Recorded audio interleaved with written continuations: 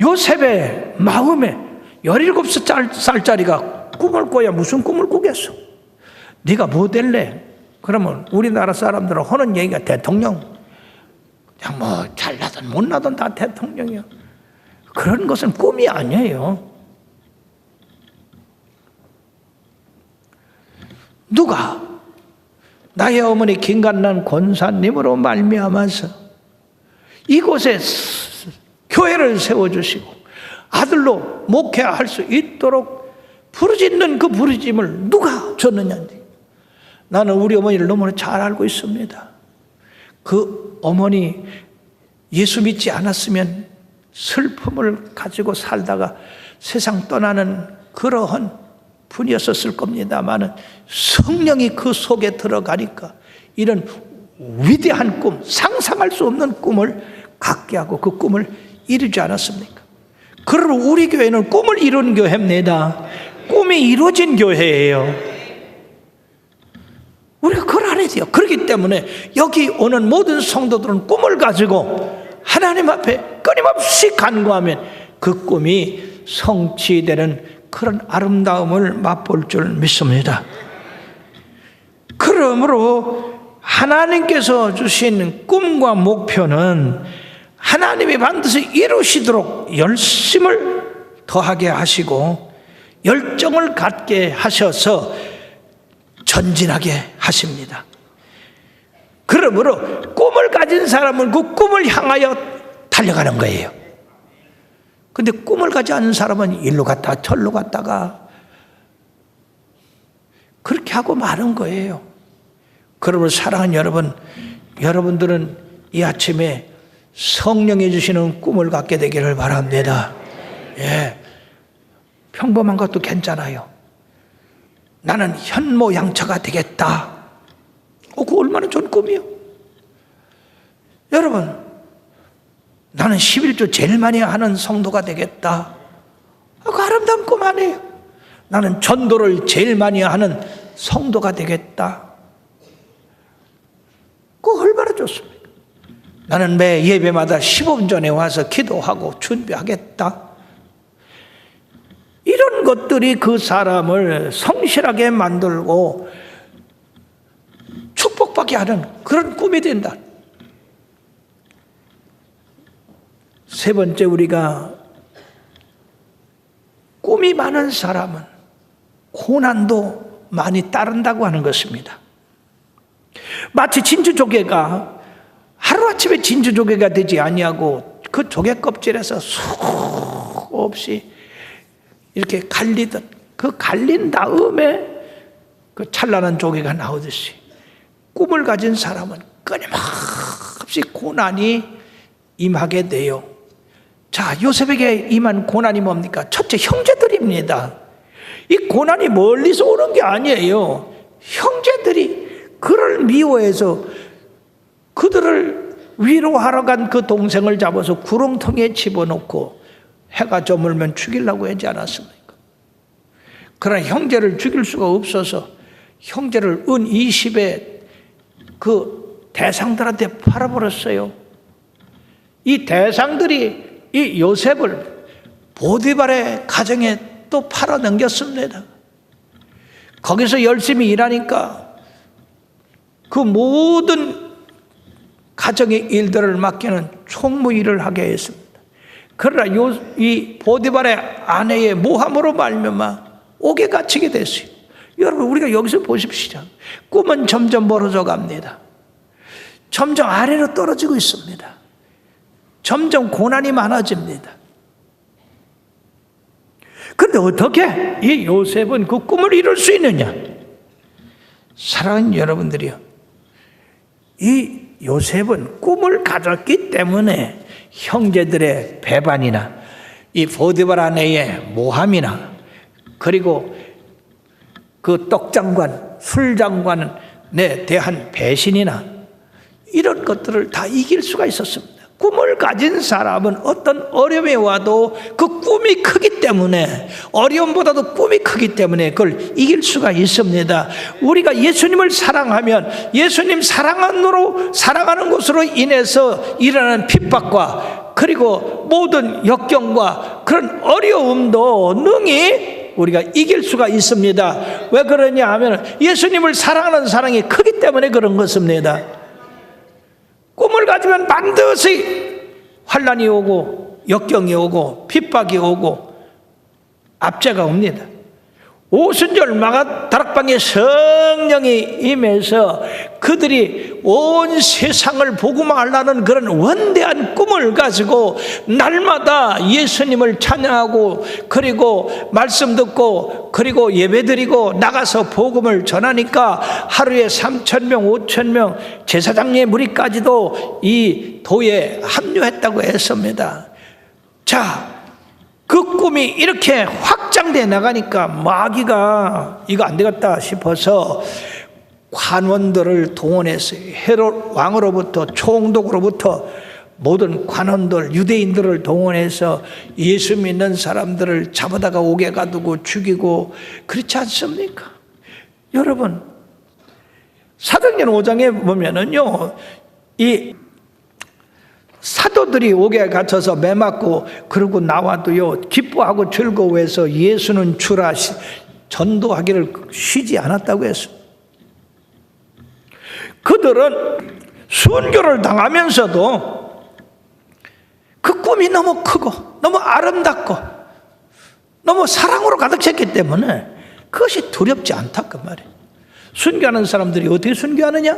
두려워서 예수님의 사랑이 그것보다 죽음보다도 더 크기 때문에 우리가 할 수 있는 거다.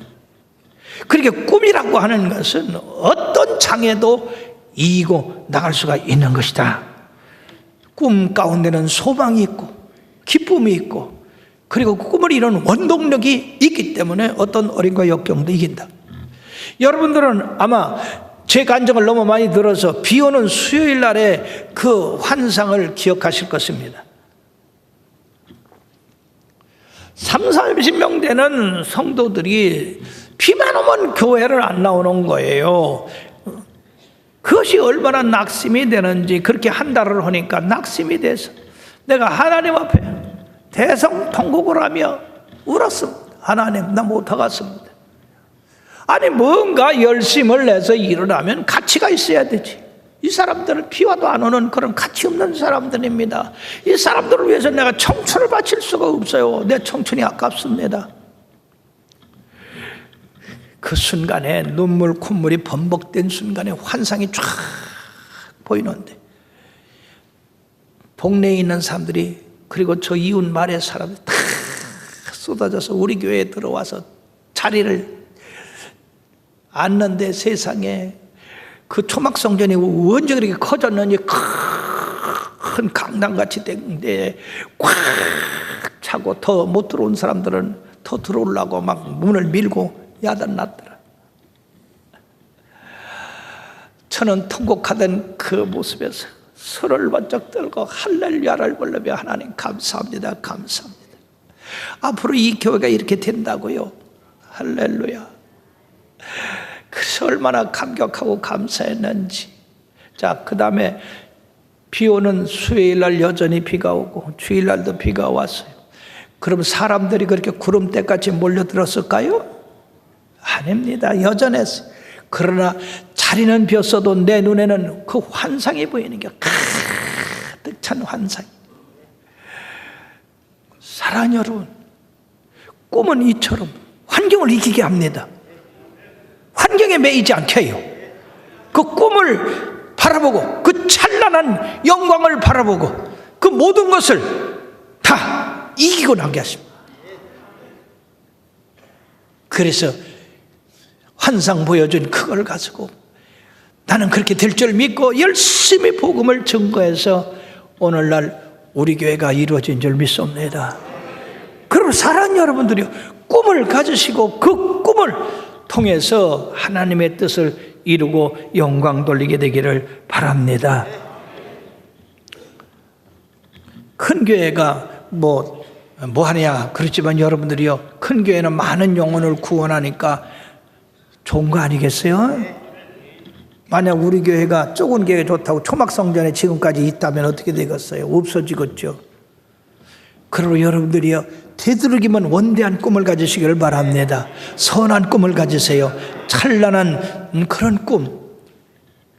끝으로 우리는 꿈을 가진 사람은 전력 투구를 해야 된다. 그 꿈을 향하여 전심전력해야 된다. 60명 가운데 40등 한 사람이 어떻게 서울대 의대를 들어가고 의사가 되고 그리고 목사가 되어서 하나님의 복음을 증거하게 됐습니까?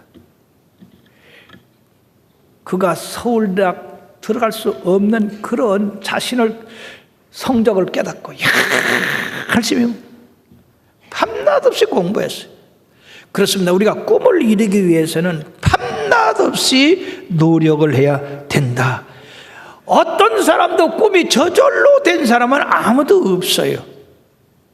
요셉이가 아이고 내가 하루아침에 그냥 눈 떠보니까 국무총리 됐네? 그렇게 얘기할 수 있습니까? 그는 그 어려운 환경 가운데 배반당하고 멸시당하고 무시당하고 그런 가운데도 그는 꿈을 잃지 않았어요. 나는 위대한 사람이 될 것이다. 나는 많은 사람에게 복을 끼치는 사람이 될 것이다. 많은 사람에게 존경받는 사람이 될 것이다. 그 꿈을 잃지 않았어요. 그러니까 그까짓 것 좀 아무것도, 형제들의 배반도 아무것도 아니고 보디바라 아내의 모함도 아무것도 아니고 감옥에서 있으면서도 그까짓 거 아무것도 아니야. 왜? 찬란한 꿈이 이루어질 때는 이까짓 거 아무것도 아니다고. 그러므로 마태복음 11장 12절에 뭐라고 말씀하느냐? 세례 요한의 때부터 지금까지 천국은 침노를 당하나니 침노하는 자는 빼앗느니라. 즉 꿈을 통해서 열심으로 전진하고 훈련받고 그리고 실패도 다시 일어나고 하는 사람들에게 그 꿈이 이루어진다는 얘기죠. 사랑하는 여러분, 우리들이 다윗과 골리앗의 얘기를 재미있게 합니다. 근데 만약에 이 다윗이 훈련 없이 물맷돌 하나 던져서 골리앗의 이마를 맞추고 전쟁을 승리로 이끌 수 있었겠다고 여러분 생각하십니까? 아마 그런 생각을 했으면 한 사람도 없을 거예요. 다윗은 사자와 곰이 와서 자기 양을 움켜갈 때 그것을 막기 위해서 수 없는 팔매질을 했습니다. 그래서 백발백중으로 맞추는 그런 연습을 했다 하는 것입니다.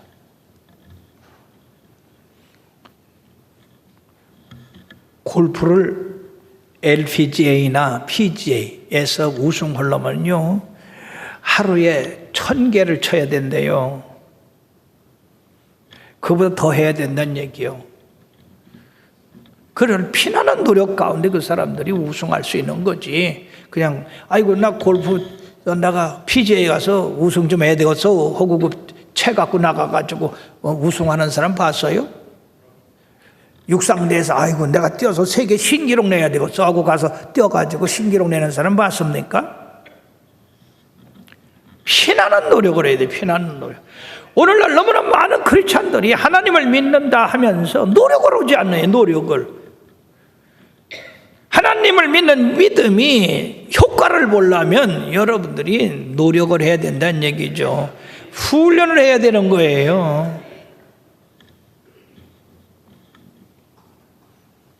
그렇기 때문에 골리앗을 봐도 두렵지가 않은 겁니다. 그것이 사자나 곰같이 보인 거예요. 그래서 돌 팔매 하나 가지고 해결을 본 겁니다. 수 없는 훈련이 그를 아주 한 방에 승리를 이끌게 하는 그런 요인이 됐다는 것을. 발명왕 에딘슨이 여러분이요 그가 발명한 것이 1000가지가 넘는데요. 발명 특허 받은 것이 얼마나, 그래서 그를 발명왕이라고 그렇게 이야기를 합니다. 근데 그는 말해요. 학벌이 없어요. 초등학교 3학년 때 쫓겨났어요. 왜? 하도 엉뚱한 질문을 해가지고. 그래서 그의 어머니가 가정에서 그를 가르치기 시작하고 위로하기 시작했습니다. 그래서 그는 이제 어린 시절에 엉뚱한 일을 많이 해서 사람들이 그를 바보라고 그랬다고요. 어떤 엉뚱한 일을 했느냐? 그 친구를, 내가 너를 하늘을 날르게 하겠다. 그래갖고는 가스가 되는 카바이트를 그에게 먹인 거예요. 그럼 이 속에서 가스가 차서 하늘로 날른다고 어떻게 됐겠어요? 난리고 걱정이 났죠. 그런가 하면은 병아리를 낳게 한다고 알을 가지고 헛간에 가서 들어앉아서 그걸 품고 있었어. 그런가 하면 태워도 연기가 나지 않는 그런 풀이 있다고 그랬다가 헛간에 불을 냈어요. 그것뿐입니까? 그가 이제 돈을 벌기 위해서 열차간에서 신문 파는 그런 사람이 됐습니다. 그래가지고 그 차장한테 얘기를 해서 그 조그만 칸을 하나 얻어가지고 거기다가 자기가 발명하는 그러한 실험을 하게 했는데 그만 그 열차가 흔들리는 바람에 그 화학약품이 쏟아져서 불이 났어요. 그 바람에 차장한테 귓밤을 얻어맞았는데 고막이 터지고 쫓겨났습니다. 귀머거리가 됐어요. 그래도 그 연구를 계속해서 여러분 전구 하나 만드는데 2000번의 실험을 했대요. 그래서 전구가 만들어졌어요. 그가 발명왕이 됐을 때 사람들이 그를 발명왕이라고 했는데 뭐라고 얘기했느냐? 한 가지 발명을 위해서 무수한 시행착오가 있었다. 2000번 이상 실험을 한 것도 있다. 어려운 문제가 부닥쳐 올 때 결코 좌절하거나 포기해서는 안 된다. 사랑하는 여러분, 그렇습니다. 우리는 얼마나 쉽게 포기하고 얼마나 쉽게 좌절합니까? 진정한 꿈이 있다고 한다면 절대로 포기해서는 안 될 줄 믿습니다. 그러면서 로마서 9장 13절에 보면 하나님께서 야곱은 사랑하시고 에서는 미워했다고 했습니다. 왜 그렇습니까? 왜 야곱은 사랑하고 에서는 미워했습니까? 야곱은 꿈이 있는 사람이고 에서는 꿈이 없는 사람이에요. 그러면 사랑하는 여러분들이요, 하나님께서 여러분들이 꿈을 가지면 하나님의 사랑을 받습니다. 그러나 꿈이 없는 사람은 하나님의 뜻을 모르기 때문에 하나님이 사랑을 하지 않습니다.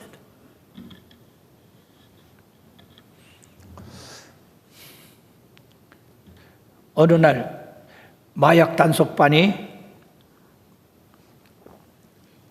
마약을 단속하다가 한 휠체어에 앉은 다리를 못 쓰는 사람을 붙잡았어요.